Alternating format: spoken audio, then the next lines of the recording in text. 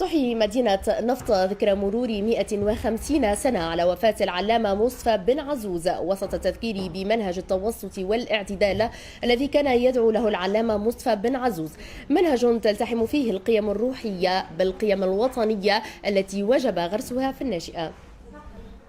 هذه زاوية سيدي مصطفى بن عزوز، واحدة من أشهر الزوايا الصوفية بمدينة نفط.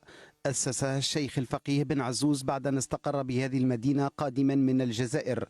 وفي هذا الإطار تحيي مدينة نفط ذكرى مرور 150 سنة على وفاة العلامة مصطفى بن عزوز بتنظيم ندوة علمية دولية. الشيخ مصطفى بن عزوز ومن خلال الطريقة الصوفية كان داعيا للمفهوم الإيجابي للإسلام ونبذ التطرف والغلو.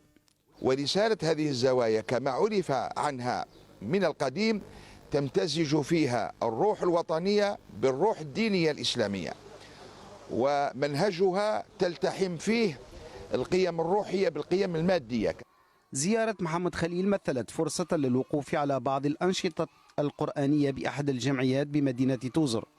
وفي حديثه عن الشراكة مع وزارة التربية، أكد وزير الشؤون الدينية عن الدور المتكامل لغرس صورة الإسلام السمحة ونبذ الخطاب الإرهابي المتطرف. هي أول من أعلن عليها السيد وزير التربية، لأن احنا اجتمعنا معاه في وزارة التربية واقترحنا عليه أنه يمكننا من المدارس والمعاهد باش نحفظوا فيها القرآن في حصص، يعني حصتين أو 3 في الأسبوع، وهي اختيارية، وأبدأ موافقته مشكور. مدينة نفط أو الكوفة الصغرى، هذه المدينة الصوفية والتي عرفت عبر تاريخها بكثرة علمائها ومشايخها، ولعل أبرزهم أبو العباس الدرجيني صاحب كتاب الطبقات المطبوعة، وأبو علي السني، والشيخ الخضر بن الحسين، والذي تولى مشيخة الأزهر في سنة 1952، وقاموا بدور مهم في نشر صورة الإسلام المتسامحة وقيمه النبيلة.